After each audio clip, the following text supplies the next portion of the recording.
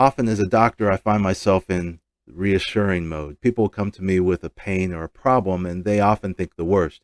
So I have to think with them through some of the possibilities, do some diagnostics, and help them find out what's really wrong. Sometimes there is something very serious wrong, but I think more often than not, I'm in the reassuring mode. Today, I'm in the cause for concern mode. Mutations are important in viruses, and we've said all along that all viruses mutate. It's just part of a virus. And mutations in the virus can be pretty significant. When a virus only is so small and has a small gene and small proteins, one change has a relatively larger effect than in a larger organism. So viruses can shift and change a little quicker than larger organisms. Um, in the SARS-CoV-2, the point of interest is the spike protein, where the virus attaches to human cells. That spike protein is made up of 1,273 amino acids. Those 1,273 amino acids are very important. And when there is a small mutation, or just a one place where there's a mutation, um, that can confer some difference, because one amino acid can make the protein look different, can make it act a little bit different. So a D614G variant is what our dominant variant has been for most of the pandemic. The G614 variant was actually worse than the original D614 original progenitor virus. So we've been living with that one. That's what most of our antibodies are to. It's what most of our vaccines are to. So when you have the infection, you get antibodies. I talked about that in my last video. You do have antibodies, and we know that convalescent sera, taking your blood, putting it in a test tube, can neutralize virus. And so if I take somebody who's been infected, take it to the test tube in the lab and put it with some of these viruses, and I mix it with some of the mutant viruses, and I look and see how much it takes to neutralize the mutant viruses. And what we're finding out in several different labs is it takes a lot more convalescent serum to neutralize the variants or the mutants, and sometimes the mutants completely escape the antibodies that come from convalescent serum. This is really important. It's very much a cause for concern. So the CDC has noted two preprints. Let me say just a word about preprints. We usually go by peer-reviewed, published studies. Right now, things are happening so quickly that we do need to look at preprints.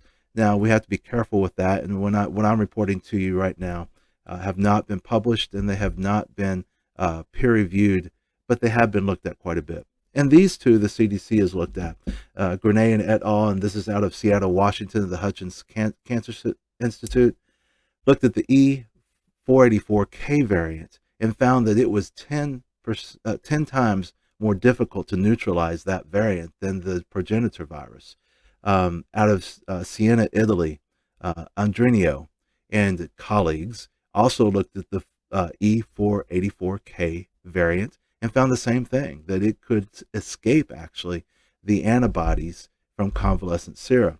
There's been a study out of the University of Texas by Philip Frater, and that looked at the N501Y and the K417N, or the South African variant. And it also could abolish neutralizing antibodies from convalescent sera. One more, this is out of the Rockefeller Institute, is also a preprint, and it looked at about 3 different mutations, all finding that several of these mutations could partially or almost completely evade antibodies that came from convalescent sera. I mentioned a lot of these studies to say that this is not just a one lab, one place. These are big academic institutions. There are several of them working at the same time.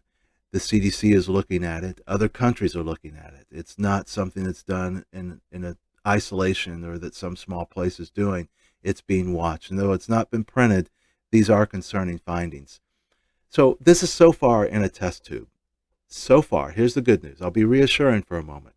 The vaccine and our therapeutics still work with what's circulating right now. But the variants, the so-called UK variant, which is about 8 mutations on the virus, and 3 of which are pretty important, and the South African mutation, which is about 9 mutations, and 2 or 3 of them are very important, are spreading. They are more transmissible. They may be more difficult to treat. At this point, we're not calling them a whole new strain of SARS-CoV-2.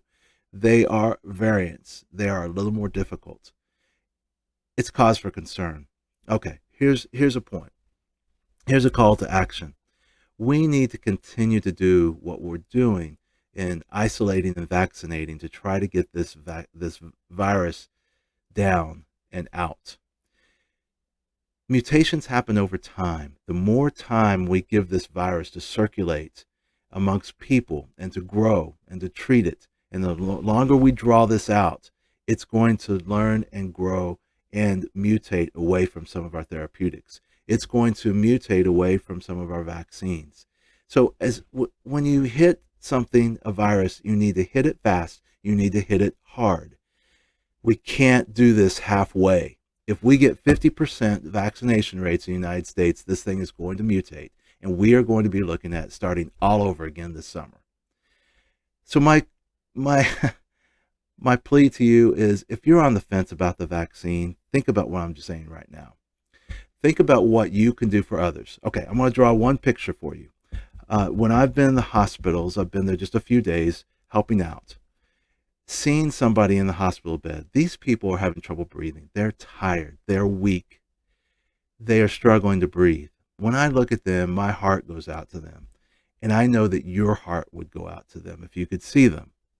And I know that you would be like me and think, if I could do anything for you, can I get you a drink of water? Can I get you something? Can I get you some more oxygen? Can I do something for you? Get that picture in your mind and think, I want to help somebody. Vaccinate. Isolate. Stick with this for a little bit longer. Vaccination, if we will hit this hard and get everybody vaccinated and get enough people vaccinated, we can drive the prevalence of this virus down and slow down its mutation. If we only get to about 50%, it's going to linger. The longer it lingers, the more it mutates. We will start all over again. This is not the greatest report I've given you so far, but it's a very important one, and I hope it helps. Send me your messages and questions. You can instant message me or just put it on this feed. Thanks. Bye.